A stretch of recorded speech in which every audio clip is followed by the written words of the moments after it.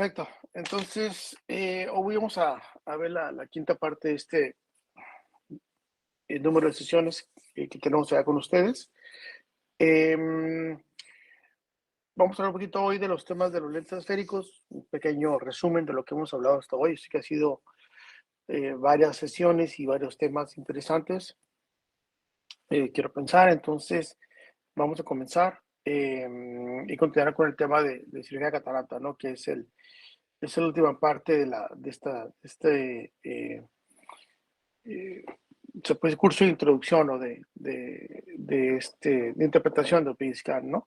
Entonces, hablamos de varios resúmenes. La vez pasada empezamos con el overview, que es el que está del lado superior izquierdo, la importancia que tiene ese reporte como una perspectiva de cambio de análisis de lo que es el análisis óptico, que es lo que queremos nosotros ya tratar de transmitirles a ustedes como usuarios, de que analicemos el ojo de una manera más óptica y más completa, ¿no? Con equipos como el Opiscan, que es donde tiene mucha ventaja eso por tantas virtudes y misiones que lo hablamos ya en las primeras dos sesiones. Tenemos algunos resúmenes de córnea interesantes, también que ayudan mucho a ver eh, ciertas características de la cara anterior de la córnea, incluyendo las patologías corneales, que tiene un programa de, este, de, eh, de detección de ciertas patologías. Y en la columna del lado derecho vemos el reporte de calidad óptica, ¿no? Que es el tema, yo creo que hoy en día en oftalmología es ya no nada más que el paciente vea, ¿no? Sino darle la mejor calidad óptica posible, funcional a sus pacientes, ¿no? Y en muchos casos, de hecho, en los videos que tenemos en YouTube, de los cursos que hemos dado, que son complemento a este curso, son cursos, charlas que hemos dado de médicos que nos han apoyado con casos clínicos y con sus recomendaciones. Hay unos casos ahí que al paciente inclusive se le ha mejorado la visión como el paciente nunca había percibido anteriormente, ¿no? Con ayuda de ese tipo de ese equipo. Entonces, y ese reporte de calidad óptica para mí o para nosotros, es un reporte muy esencial porque nos puede ayudar mucho a, a explicarle al paciente una perspectiva real previa a la cirugía de cemento anterior. Y bueno, también podemos ver y analizar ciertas molestias visuales con ese reporte que el paciente pueda tener posoperatoriamente, ¿no? Que a veces no se sabe por qué el paciente se queja. Bueno, este reporte ayuda mucho en combinación con el overview, por supuesto, ¿no? Y también hablamos de este reporte la charla pasada, y quiero hacer un recap de este porque es muy importante, quiero pensar. Es un reporte donde vimos diferentes puntos. Aquí voy un poquito más rápido, que ya lo analizamos en detalle.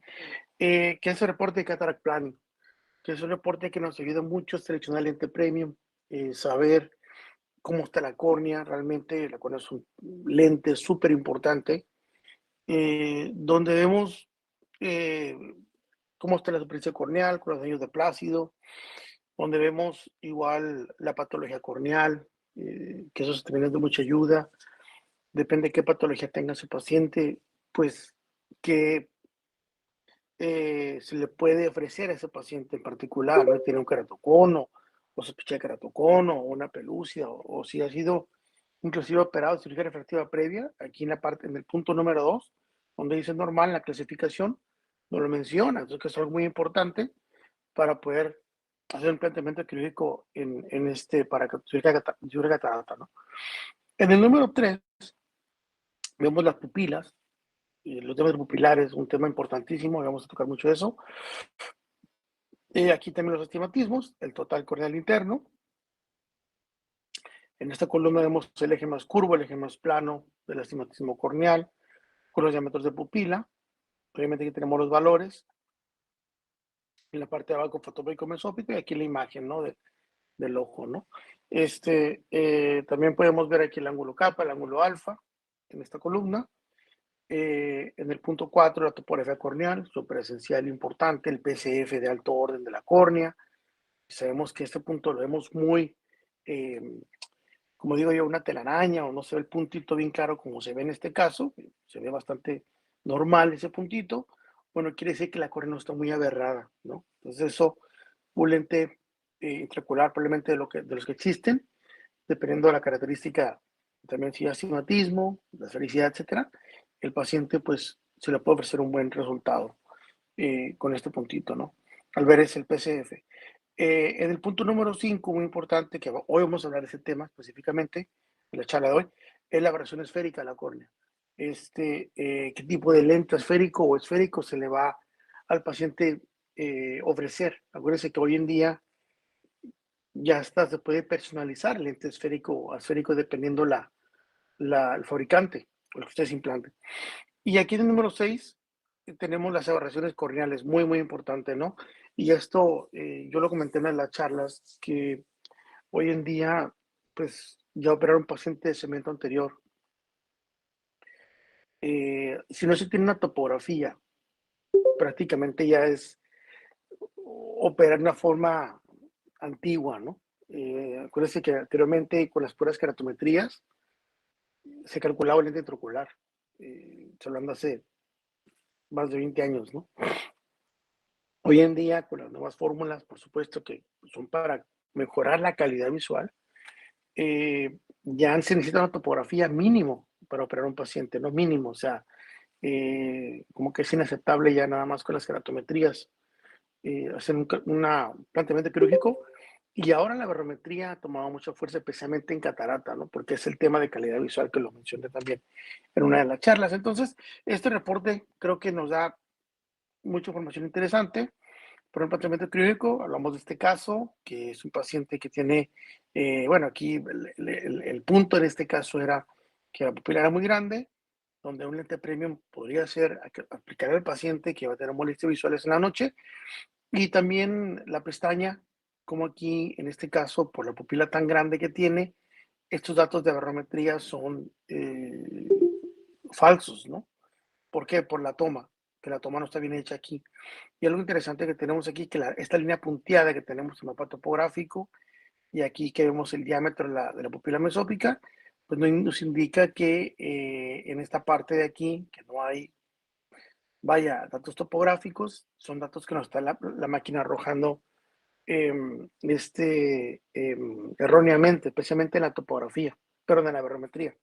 Entonces, si ven aquí, este mismo paciente, este con la pupila mesópica, este con la pupila fotópica, y lo pueden ver en la parte de abajo, dice fotopic, aquí, cómo las aberraciones nos bajan considerablemente, porque es un paciente que tiene una córnea sana, normal, ¿no? Con su astigmatismo, ¿verdad? Pero el simple hecho de no tener buen examen, pues nos puede causar ese diagnóstico incorrecto, ¿no? En una toma de decisión importante. Entonces ahí sí les paso esto, que tengan mucho cuidado con estos casos, ¿no? Es otro caso que también lo mostré en la charla anterior, de este mismo reporte overview, que el paciente va a catarata, y vemos aquí que tiene un problema de película lagrimal importante. Eh, perdón, quiero hacer las oraciones, pero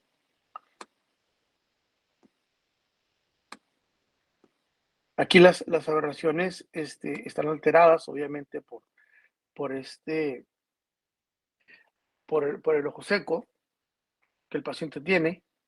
Aquí lo podemos ver. De hecho, hasta la patología me dice que una queratoplastia penetrante, obviamente por el tipo de estructura del astigmatismo regular que tiene, y vemos las aberraciones alteradas, ¿no? Sabían lo importante de tomar estos detalles, que es lo que les decía, ¿no? Si se va a implantar un lente premium, especialmente, se necesita tener una barometría hoy en día. Y en este caso, pues, hay que darle tratamiento seco, ¿no? Al verlo de esa manera, nos damos cuenta, aquí está el mismo paciente, después de la lubricación, y vean cómo los cambios eh, de todos los comparado con el anterior, los cambios del análisis, especialmente la barometría y la patología corneal, inclusive las keratometrías, pues nos cambian considerablemente, ¿no? Y aquí está el comparativo del examen sin lubricación en la parte de arriba el reporte de comparación y con lubricación en la parte de abajo, ¿no? Y como hay un cambio de astigmatismo casi de más de una dioptría, ¿no? Entonces, eso es una decisión importante que hay que evaluar también y estar bien seguros de que si vemos esas aberraciones, a lo mejor puede ser también un problema de película lagrimal, que más adelante vamos a ver casos de estos, ¿no? Es otro caso, también lo mencioné la vez pasada.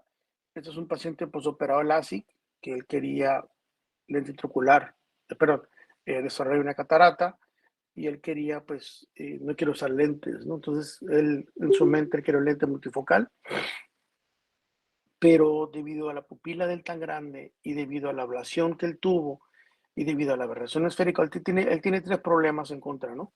Uno, vemos, número uno, las pupilas, 6.65 en la noche.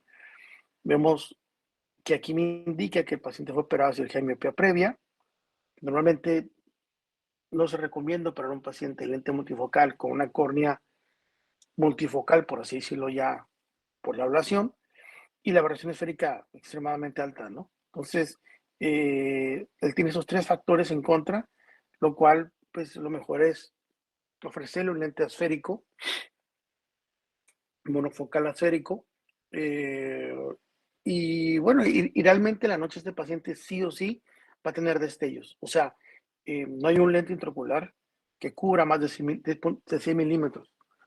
Y bueno, hasta ahorita no conozco ni uno, pero eso es algo importante que al paciente hay que explicarle antes de tiempo, ¿no? O sea, él tiene tres factores, el médico le explica, le dice lo que puede pasar, y ni modo, ¿no? O sea, por un tiempo debe usar gotas tal vez en la noche o algún tipo de ayuda nocturna para poder tener buena visión.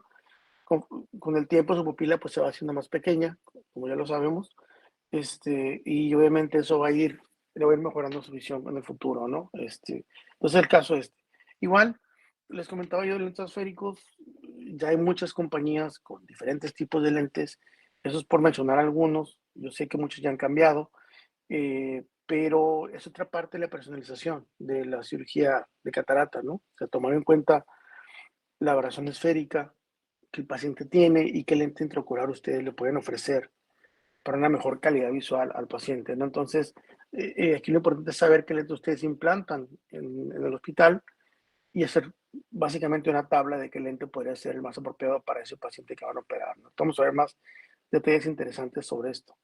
Y este es pues, un caso normal donde también mencionaba yo, lo interesante de los BScan es que nos marca colores. Y eso a muchos médicos les gusta mucho a la hora que tienen mucha consulta, que son pacientes que tienen una consulta bastante, vaya, ven varios pacientes. Esto les ayuda mucho a ver cuando ven las imágenes que van los números en verde, eso le da un poquito más de tranquilidad y tomar una decisión un poquito más fácil, ¿no? Que cuando vemos en rojo, pues hay que ver ahí más en detalle, ¿no? Entonces, el tema de hoy, que quiero hablar, que son lentes esféricos, ¿no? Y realmente, a propósito, dejé siempre dejo esta parte al final, o en la parte después de lentes multifocales y tóricos.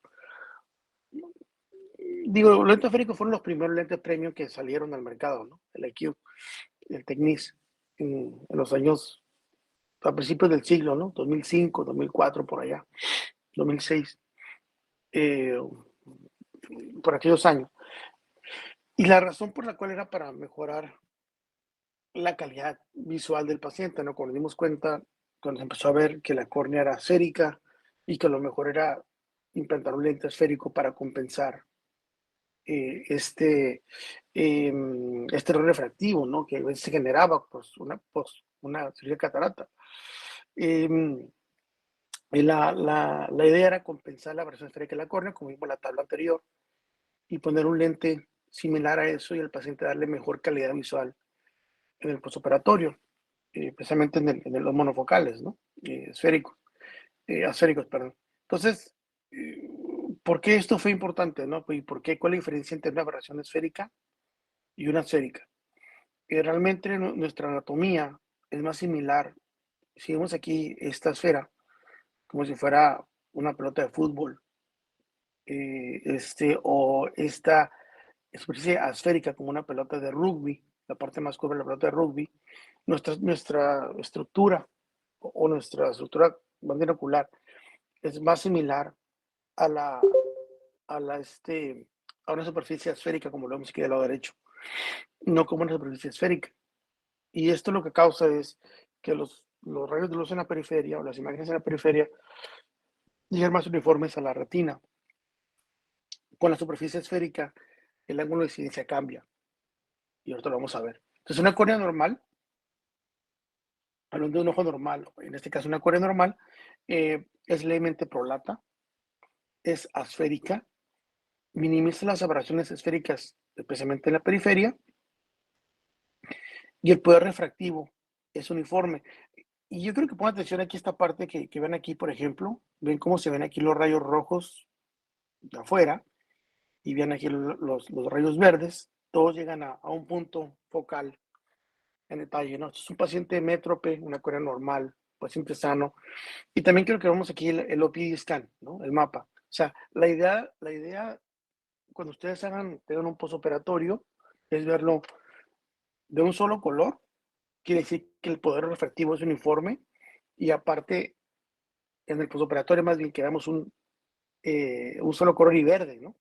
El verde quiere decir que es hemetropía en todo su diámetro óptico, en toda su pupila, que es lo que vemos aquí, que eso es lo ideal en un postoperatorio, ¿no? Cuando vemos el OPI scan en verde, y así de esa forma, pues quiere decir que tenemos un buen resultado, ¿no? Pero ¿qué pasa cuando, por ejemplo, la córnea se modifica?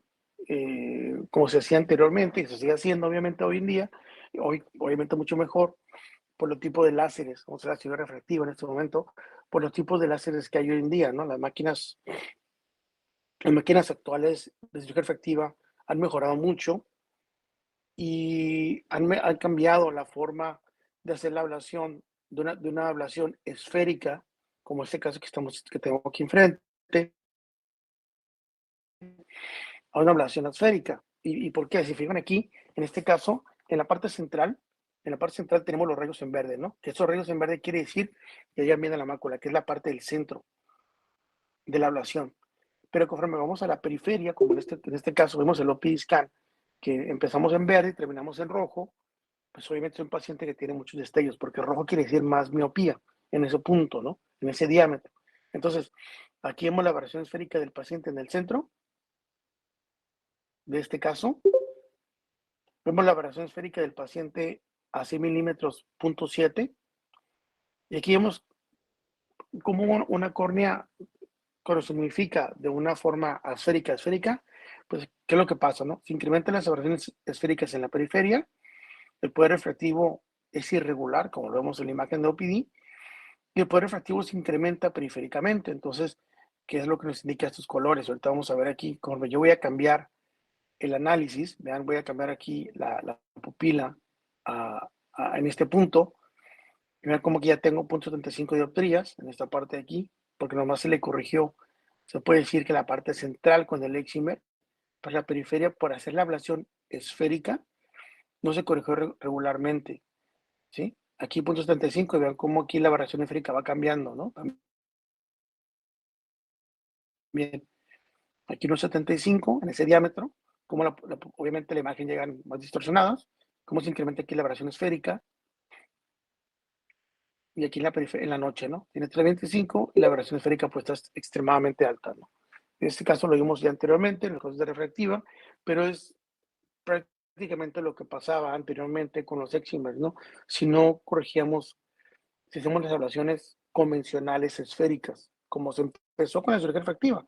Hoy en día, como les digo, son esféricas y obviamente eso ya cada vez es menor, ¿no? Entonces, la aberración esférica fue uno de los factores que influyen mucho en la calidad visual, reducen la distorsión, no igual que la corrección de miopía, de penetropía es diferente. En el centro la aberración esférica se ve nítida, pero en la periferia es donde baja el contraste. El contraste cambia de las imágenes o las letras, ¿no? Como en este caso. Entonces, eso es el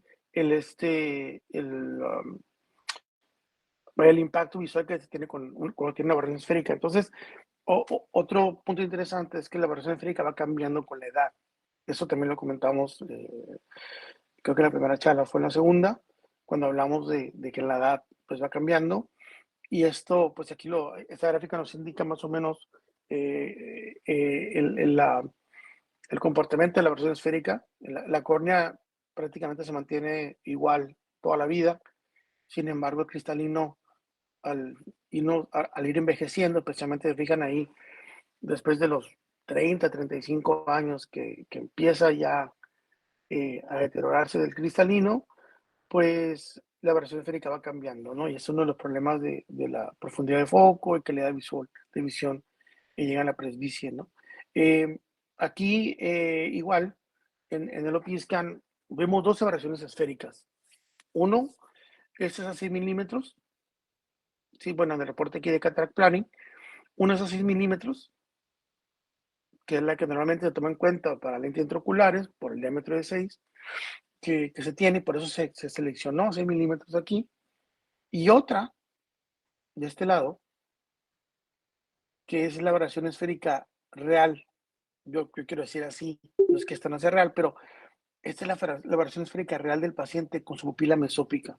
Entonces, por ejemplo, en este caso, aquí me dice 0.28 a 6 milímetros, pero este paciente dilata a 6.55, ¿sí?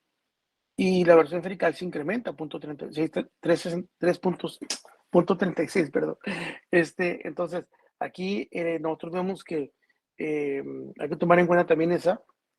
Obviamente 6 milímetros es súper importante porque es lo que el lente ocular les va a cubrir realmente, ¿no? Pero ¿qué pasa cuando la pupila son más pequeñas? Ahí sí es otro tema que ahorita vamos a hablar.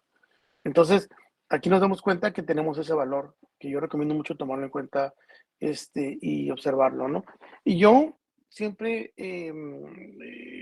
quise eh, buscar y compartir esta parte porque ¿cuál es la diferencia entre lente esférico y esférico, ¿no? Ópticamente hablando, ya vimos que las aberraciones son diferentes y yo digo, bueno, un lente esférico es premium, pero ¿para quién? ¿No? O sea, hay pacientes que inclusive, me tocó en uno de los congresos, un día habla con un oftalmólogo que el doctor tiene una práctica pues, bastante importante y yo le preguntaba al cliente si implantaba y él implantó por lente premium, me comentaba eso. Entonces, porque quería dar a su paciente la mejor calidad visual, etcétera, ¿no?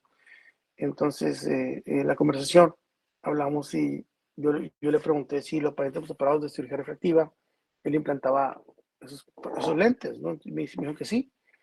Entonces le pregunté, doctor, ¿y los hipermétropes? Y él me dijo, no, yo se lo pongo a todos. Y que al paciente lo mejor que necesita. Entonces, platicando con él, y ahorita le muestro un caso, le demostré que el paciente hipermétrope lente esférico, obviamente, le perjudica más que el esférico. Él se sorprendió. Obviamente le encantó la información que le compartí, pero yo quería saber también en en qué punto el lente esférico esférico y esférico cambian. Y realmente el cambio es en la periferia, en el centro. ¿Se fijan? En estos dos lentes, el centro es prácticamente lo mismo. O sea, no hay distorsión de las imágenes. Sin embargo, hay un diámetro, especialmente, bueno, cierto diámetro en estos lentes, que hay una deformación, empieza a haber una deformación. Y yo quería saber ese diámetro, cuál era, ¿no? Es una de las charlas que vi durante la pandemia. Ustedes saben un montón de charlas en la pandemia, entonces me encontré con esta gráfica. Esta la mostró el doctor Flicker y el doctor,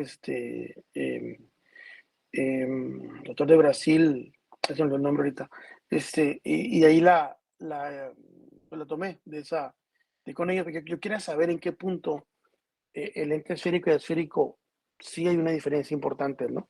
Entonces, aquí lo que dice esta gráfica es que este es el centro del lente, cero, y aquí está 3 milímetros, ¿no?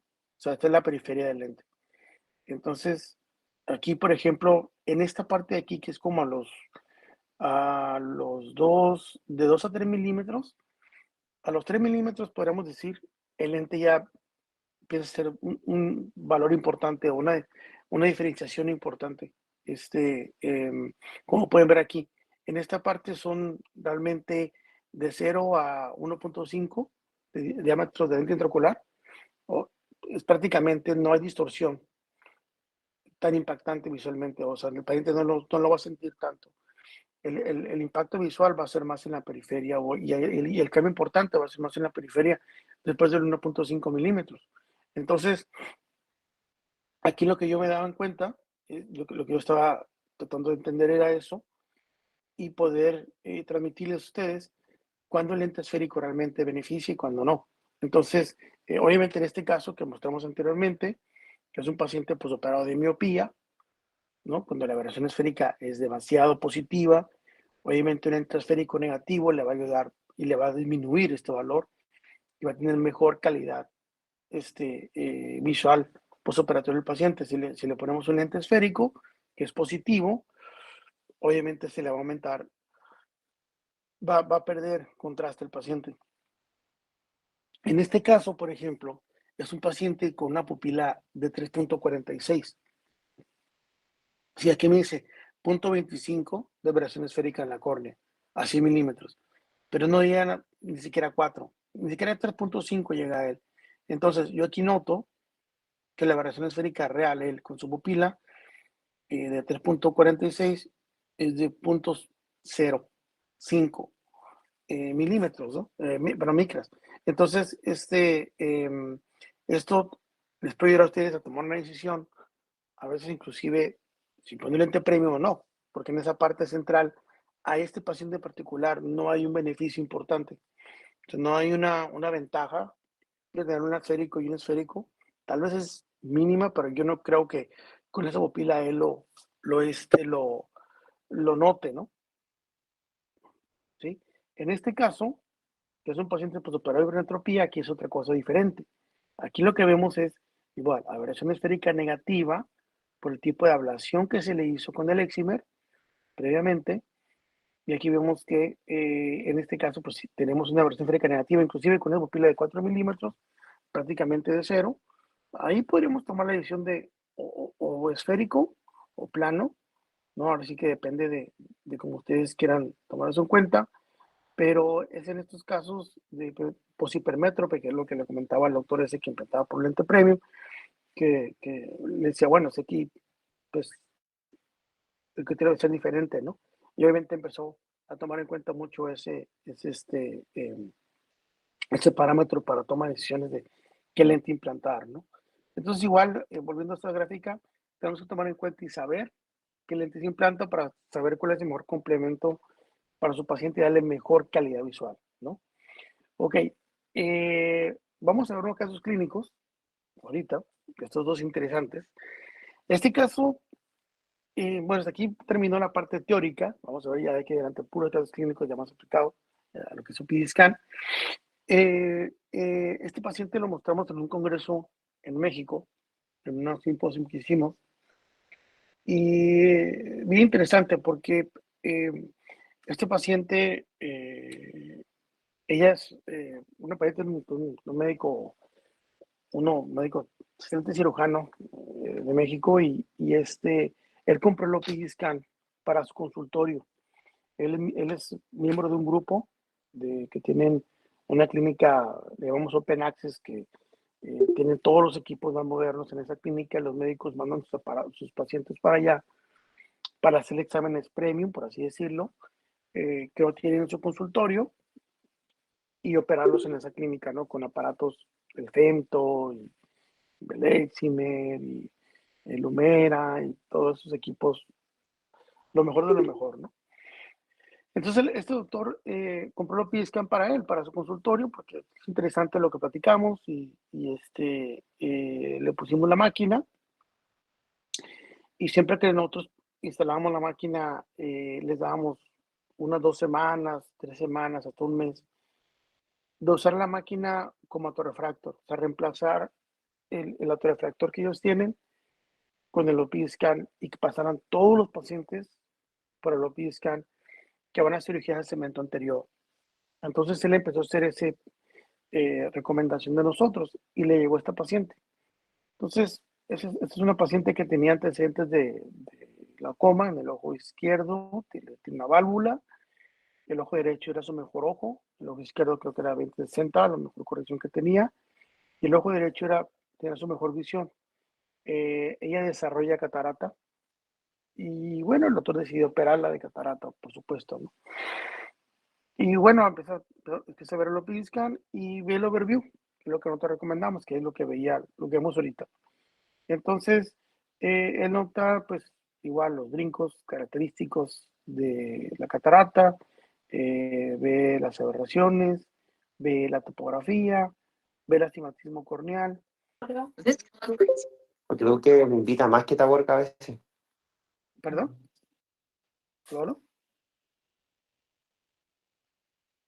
Bueno, entonces aquí, por ejemplo, vemos que tiene astigmatismo corneal, que es lo que él notó. De entrada, repito, el Opiscan apenas lo estaba conociendo, entonces él complementa el caso, aquí se ve la catarata interna, aquí se ve el astigmatismo corneal, y él pues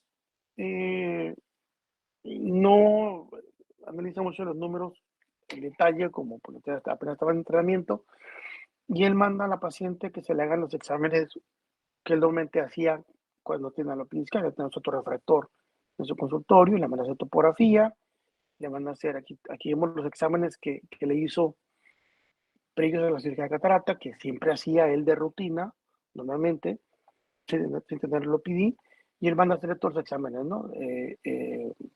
Tomografía de elevación, le hace biómetro óptico, con es un equipo con sensors, la CeloPD Scan, que ya lo vimos, y las tres máquinas le coinciden con un astigmatismo entre 2.50 y 3.5 dioptrías corneal, ¿no? El médico decide implantar un lente tórico debido a que las tres máquinas coinciden y él pues, estaba muy seguro de eso, le implanta el lente tórico y todo perfecto. La paciente al, al este, en el postoperatorio, el siguiente día, tiene mucha lágrima y el doctor le da lubricante para que mejore que le da la lágrima, ¿no? Le da lubricante y la paciente pues veía lo normal, no tiene catarata, ahí con algunas molestias, pero ustedes saben que a veces pasa eso. Y la paciente le llama al doctor y le dice que cada día su visión ha empeorado, ve peor. El doctor se asusta y la llama a ella a revisión al tercer día de la cirugía, o el cuarto día, algo así, y le hace el OPI scan y me muestra y le sale esto, ¿no? Entonces, acuérdense que le puso el lente tórico. Aquí tiene un astigmatismo 2.25 con un cálculo ahí de 1.50. La paciente, el doctor empieza a ver pues el reporte y se sorprende lo que pasó porque hay un astigmatismo que no debería haber porque le implantó el lente tórico y veo que las máquinas le recomendaron eso. Y aquí vemos el lente tórico implantado, ¿sí? Que realmente está implantado perfectamente bien en el eje que él había colocado. Y el médico nos llama y nos dice, ¿sabes qué? No sé qué pasó, me puedes ayudar con este caso. Me manda el caso, empezamos a hablarlo y yo empecé el doctor, pero le puso un tórico a usted, sí, pero no tiene astigmatismo corneal, aquí lo podemos ver, ¿no? 0.15. Pero pues sí tenía, me mandó el pre, pues sí tenía 3.222 o algo así. Entonces, pues yo le empecé a hacer preguntas y no caía. Yo todavía como que me quedé sorprendido y le digo, doctor, hay un reporte que se llama el cataract planning. Este es el previo, ¿no? Es el preparatorio. Ahí lo vemos en el astigmatismo. Y le digo, doctor, hay un reporte que se llama cataract planning, mándemelo, el previo, ¿no? Me manda el previo y aquí veo yo inmediatamente este problema. Veo aquí las aberraciones. Veo aquí inclusive un montón de números en rojo que a mí me causa eso mucha alerta. El doctor meramente no se percató de este problema. Aquí vemos aquí que es un problema de película lagrimal severo. Este caso, pues, de esta paciente le indujo a la córnea tres dioptrías de astigmatismo, lo cual pues no existen porque la película lagrimal, que esta parte de aquí, pues le generó en el estudio ese, eh, ese cambio importante, ¿no? Y otra cosa, aquí vimos las aberraciones también corneales. Entonces, todo esto, a la hora de ver este tipo de cosas, pues hay que parar y darse cuenta y evaluarlo más en detalle, ¿no? A él, pues, como estaba en entrenamiento con el equipo, pues pasó esto. Y aquí está el astigmatismo que tenía a 172, que el lente lo puso perfectamente bien. Ustedes pueden ver, el lente estaba implantado en el eje correcto, más perfecto no puede haber sido la cirugía, pero pues tristemente no eran valores irreales, ¿no? Los que la paciente tenía. Entonces, este es el mismo cataract planning, pero en el posoperatorio, vea qué diferencia hay. Comparen este con un montón de números en rojo, el anillo de Plácido, las aberraciones alteradas, y comparen este, donde todo se ve mucho más normal. Sí tiene un trifón en la córnea, a pesar de que ya se le dieron gotas, y esto sigue siendo por el tema de ojo seco de la persona. Entonces, pues aquí fue un tema interesante porque esta paciente, su mejor ojo era el ojo derecho y el doctor quería ponerle un tórico para que viera perfectamente bien.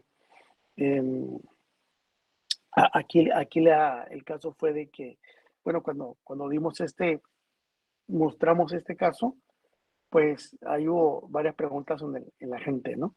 Y obviamente como aquí los artefactos por el análisis, cómo nos cambian y pueden cambiar inclusive el cálculo del lente y el criterio del lente que se le va a implantar, ¿no?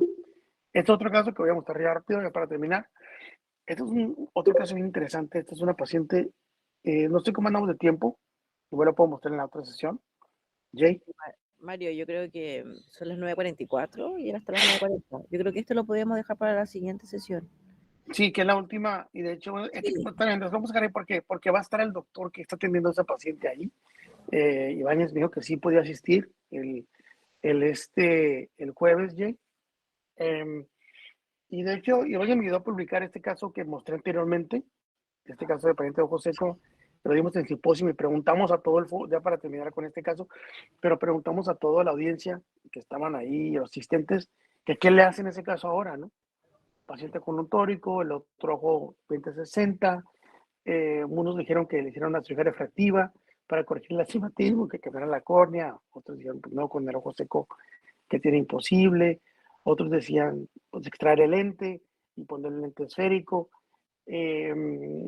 bueno, con el riesgo de que pueda parar un problema, si entonces en ese ojo llega a ver 20/20 la paciente, en el otro no, 20/60, entonces el médico decidió dejar el lente tórico a la paciente y explicarle, porque son pacientes de la familia de él, de la paciente, pues son pacientes de él, ¿no? Entonces, la confianza que tiene, tú le explicó lo que pasó y pues la paciente usa lentes, gafas para corregir el astigmatismo, pero simplemente el no ver los detalles a veces hace que pasen este tipo de cosas, ¿no? No sé si hay un comentario final de ustedes.